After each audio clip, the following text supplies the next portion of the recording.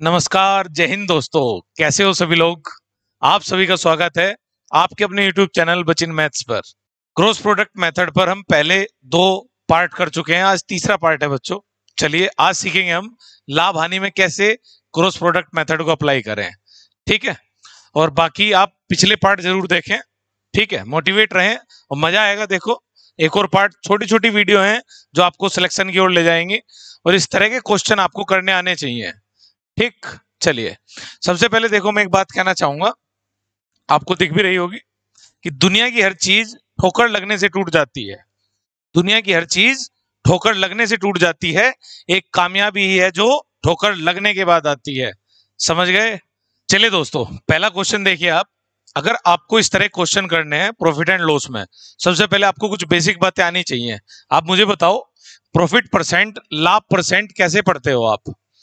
Profit percent कैसे पढ़ते हो, यानी कि लाभ प्रतिशत क्या होता है, कैसे निकाला जाता है। तो आपको पता होगा, ऊपर तो आता है प्रॉफिट और बटे में आता है सीपी कॉस्ट प्राइस और गुणा में 100। तो आप लिख लेंगे लाभ बटे में क्रय मूल्य और गुणा में 100। तो प्रॉफिट परसेंट ऐसे पढ़ा जाता है। ऐसी लॉस परसेंट, अगर हानि परसेंट पढ़ना हो तो यहाँ पर हानि हो जाएगी और यहाँ हानि लिख लेंगे लॉस और निकालेंगे किस पर, सीपी पर। याद रखना, चाहे प्रॉफिट परसेंट हो चाहे लॉस परसेंट हो, पढ़ा किस पे जाता है, सीपी पर, जब तक क्वेश्चन में ना दे भाई। ठीक है, चलिए अब कह रहा है एक वस्तु को 20% लाभ पर बेचा जाता है। अब ध्यान से सुनेंगे आप, 20% लाभ यानी कि 20% प्रॉफिट है आपका, जिसकी आप फ्रैक्शन बनाएं तो क्या बनेगी। फ्रैक्शन कैसे बनाते हैं, परसेंटेज हटाएंगे बटे में 100 लाएंगे, तो 20 बटे 100। अब आप बताओ 0 से 0, 2 पे 10, 1/5 बना ली हमने भिन्न। पढ़ोगे कैसे भी बताया, लाभ परसेंट कैसे पढ़ा जाता है, प्रॉफिट परसेंट बटे में सीपी कॉस्ट प्राइस और ऊपर प्रॉफिट पढ़ा जाता है। और अगर मैं प्रॉफिट में ऐड कर दूं सीपी को, यानी कि कॉस्ट प्राइस में प्रॉफिट ऐड कर दूं, तो 5 और 1 6, ये हो जाएगा आपका सेलिंग प्राइस, विक्रय मूल्य, एसपी। पढ़ना आ रहा है आपको। तो क्रॉस प्रोडक्ट अप्लाई करने से पहले कुछ बातें पता होनी चाहिए कि क्रॉस प्रोडक्ट कैसे लगाना है इसमें। तो आप एक साइड तो लिख लेंगे सीपी और एक साइड लिख लेंगे एसपी। तो सीपी और एसपी का रेशियो दिया रहेगा एक बार, और एक बार वैल्यू बढ़ाने या घटाने के बाद दिया रहेगा। जैसे आप देखो तो इससे आपका रेशियो कितना है, सीपी 5 है और एसपी 6 है। दूसरी भाषा देखो क्या कह रहा है, यदि क्रय मूल्य और विक्रय मूल्य दोनों को ही 20 रुपए कम कर दिया जाए। अगर दोनों में 20 रुपए कम करने हैं, यानी कि आप यहां पर भी घटा रहे हो और यहां पर भी घटा रहे हो। ठीक है, दोनों में। और रेशियो में हम डायरेक्ट वैल्यू घटा नहीं सकते। आगे क्या कह रहा है बच्चों, तो लाभ प्रतिशत पहले से 10% ज्यादा होगा।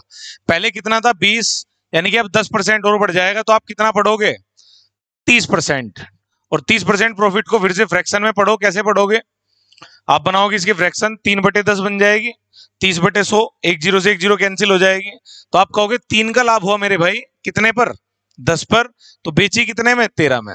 तो आपने ध्यान दिया होगा लास्ट 2 वीडियोज में, तो 2 रेशियो दिए रहते हैं, उन्हीं में जोड़ता है घटाता है, तो उसी में क्रॉस प्रोडक्ट लगाते हैं हम। ठीक है, तो आप देखो खरीद 10, बेचा कितने में, 13 में। तो पहला रेशियो लिख लिया और बाद का रेशियो लिख लिया। इसने 10% लाभ बढ़ाने के लिए कहा था, कोई कभी 10% की भिन्न बना दो, तो 20 में 10 बढ़ाओगे, 30% की भिन्न बनाओगे। अब दोनों में कितना कितना कम किया गया है, 20-20 रुपए। तो जितनी भी कमी की जाती है हम यहाँ लिख लेते हैं बच्चों। तो क्रॉस प्रोडक्ट कैसे अप्लाई करते हैं, जो भी रुपये में मान दिया रहता है लिख लेते हैं। कैसे अप्लाई करते हैं, ऊपर क्रॉस करते हैं और नीचे क्रॉस। ऊपर क्रॉस जो करते हो उसमें माइनस करते हैं, नीचे जो क्रॉस करते हैं उसमें माइनस करते हैं। कैसे करोगे, 13 पंजे 65, 10 सिक्का 60। तो आपने क्रॉस मल्टीप्लाई करी और दोनों को माइनस कर दिया, तो आपका डिफरेंस कितने का आया, 5 का। आपको ऊपर तिरछी गुना करनी है और माइनस कर लेना है नीचे।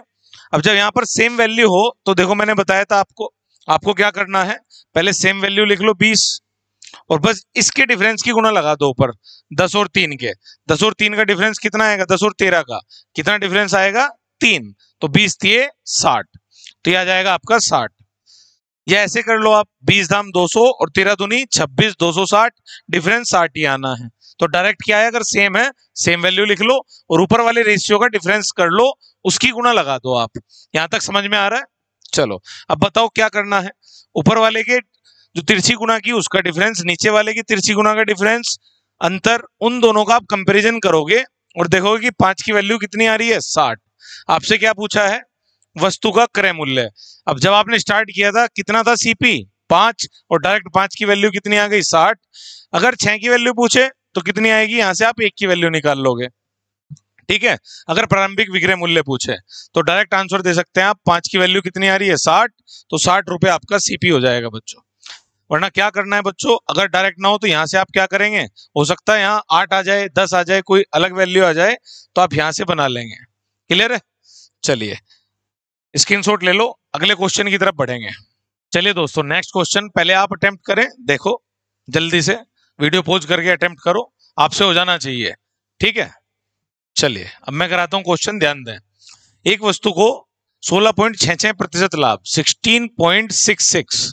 अब ऐसे में बच्चों कुछ के तो तोते उड़ जाते हैं पॉइंट में देखते, क्योंकि वो पढ़ते नहीं अच्छे से। बच्चों पढ़ना चाहिए आपको अच्छे से। देखो 16.66 है तो इसको बोलते हैं हम 16 से ही 2/3%। जिसको समझ में नहीं आता 0.66 कभी कहीं लिखा हो उसको 2/3 लिख लेना भाई, क्योंकि 0.66 कितना आता है, 2 को जब आप 3 से भाग लगाते हैं। अब बताओ भिन्न कैसे बनाओगे, 16 × 48 और 2 50/3, प्रतिशत हटाओ बटे में 16 हो। वैसे जो बच्चे पढ़ते हैं बढ़िया से उन्हें पता ही है 16.66 1/6 बनता है। ठीक है, फिर भी आप बना लो आराम से, तो ये आएगा 5 दूनी 10, तो ऊपर बना 1 और बटे में 6। तो ये टाइम खराब नहीं करना, इतना डायरेक्ट पता होना चाहिए। अब बोलो ये प्रॉफिट का है, प्रॉफिट परसेंट है तो 1 बढ़ा लेंगे, तो आपको मैंने पढ़ना सिखाया अभी। तो आप यहां से लिखेंगे सीपी तो है मेरे भाई 6, एसपी कितना है 6 और 1 7, रेशियो में लिख लिया। अब क्या दे रखा है आपको कि दोनों में 22 रुपए कम किए जाएं, कर दो कम। यहाँ भी मैंने 22 रुपए कम कर दिए और यहाँ भी, तो जितनी भी रुपीज में वैल्यू दी होगी वो आपको सबसे नीचे लिख लेनी है। ये मेथड आपको एक्स से बचा देता है बच्चों, बस आपको पता होना चाहिए किस क्वेश्चन में अप्लाई करना है। 2 रेशियो दिए रहेंगे, या तो कुछ जोड़ रहा होगा या घटा रहा होगा। अब दूसरा रेशियो कहां से निकालोगे, आगे भाषा देखो, तो 3.33% अधिक का लाभ होता। अधिक लाभ होता किसमें, इसमें। अब 16.66 में आप 3.33% जोड़ लो, या ऐसे सोच लो कि 3.33% है जिसकी फ्रैक्शन बनती है 1/30। कैसे बनती है बच्चों, फिर से बना लेना। अब 0.66 अगर 2/3 है तो 0.33 1/3 होगा, तो आ जाएगा 3 से 1/3 लिख सकता हूं इसको, 3 से 1/3 लिख सकता हूं। ये हो जाएगा 3 3 और 1 10, तो 10/3, प्रतिशत हटाओ बटे में 16 हो, तो फ्रैक्शन बन गई 1/30। क्लियर है। अब ध्यान से सुनो, पहले लाभ से इतना एक्स्ट्रा है। पहले लाभ कितना था 1/6, और 1/6 में कितना एक्स्ट्रा है 1/30, तो फ्रैक्शन क्या बनेगी। अब पहले 1/6 फ्रैक्शन थी, आज 1/30, दोनों को ऐड कर लिया हमने, तो कितनी बनेगी देखो, 30 तो बटे में आ जाएगा, और 6 × 30 5 और 1 6, तो फ्रैक्शन बनेगी 1/5। या डायरेक्ट समझ सकते हो कि 16.66 में अगर 3.33 ऐड करोगे तो ये 20% बनेगा, 16 3 19 और ये लगभग 1 हो जाएगा, तो 20% की वैल्यू भी कितनी आएगी 1/5।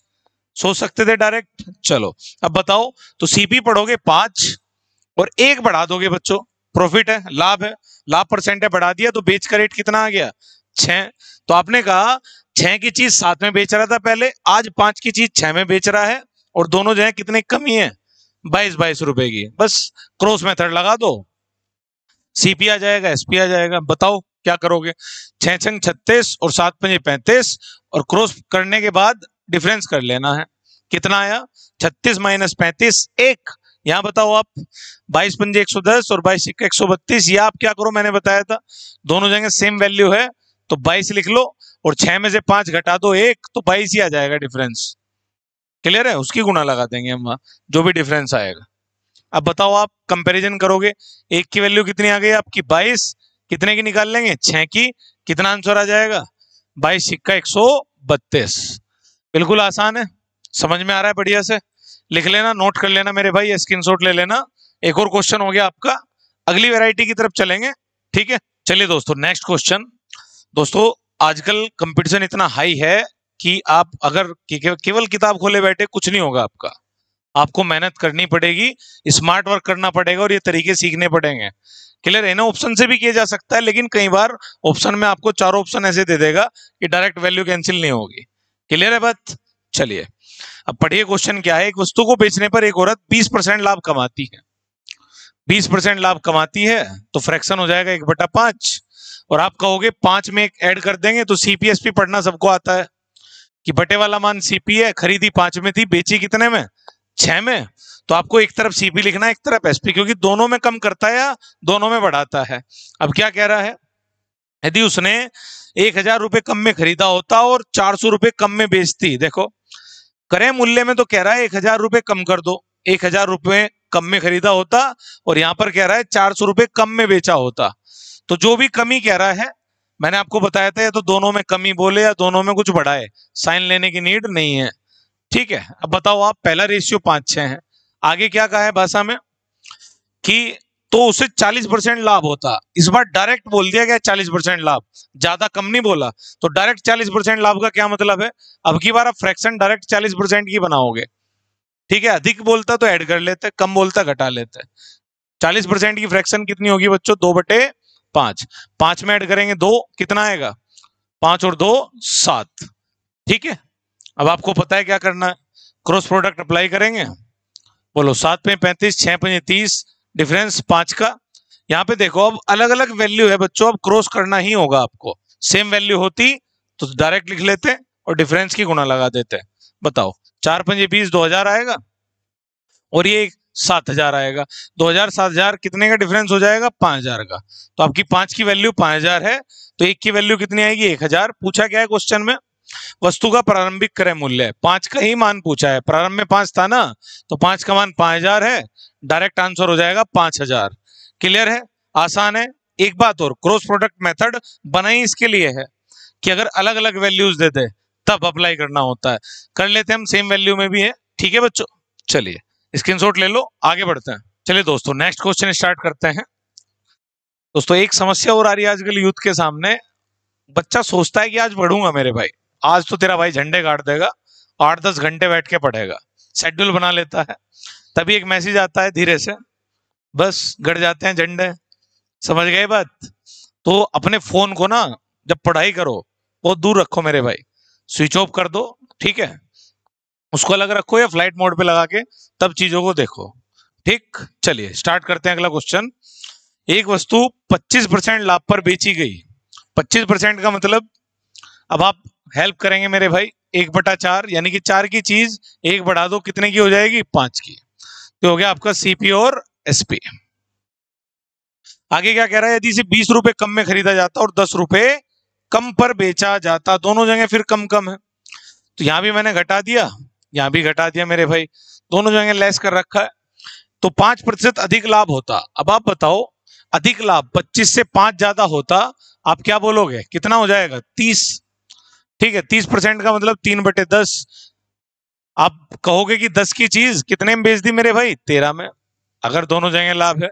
क्लियर है, अब सोल्व करो, फिर से क्रॉस प्रोडक्ट लगाएंगे, 13 चौक 52, 10 पंजे 50, डिफरेंस कितने का, 2 का।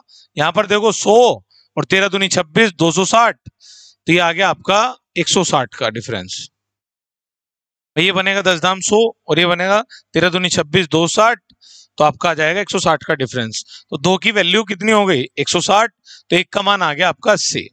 पूछा क्या है मेरे भाई, आपसे पूछा वस्तु का क्रय मूल्य, फिर से भाई चाहे तो यहीं से कर लो, 2 की वैल्यू इतनी, 4 की चाहिए, 2 गुना कर दो दोनों जगह, या 4 की वैल्यू निकालनी 4 गुना कर दो, तो 4 का मान हो जाएगा 8 चौक 32, 320, ये आपका प्रारंभिक सीपी आ जाएगा। क्लियर है, आसान है बिल्कुल, कर लेंगे। चलिए स्क्रीनशॉट ले लो। चलिए दोस्तों एक क्वेश्चन और करेंगे, और मेरे हिसाब से टाइप आपको पूरा क्लियर हो गया होगा, अगर आगे से एग्जाम में आया छोड़ना नहीं है। ठीक है, चेक करो, 11 से 1/9% लाभ, 11 से 1/9 होता है 1/9 मेरे भाई।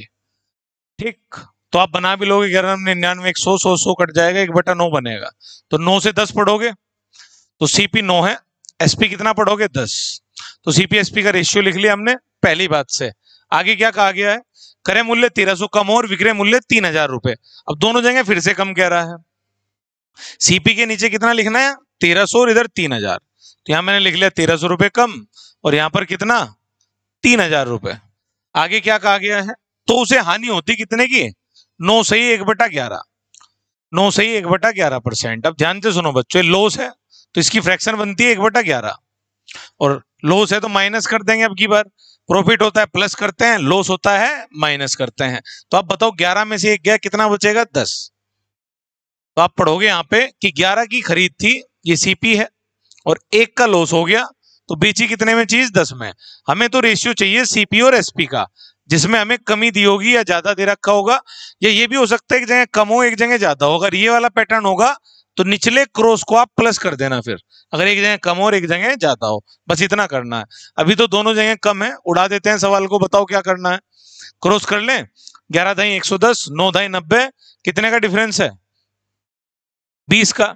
यहां बताओ आप, 11 3 33 और 13,000, 33,000 में से 13,000 जाएंगे, बचेंगे 20,000। आप कर लेना कैलकुलेशन मेरे भाई।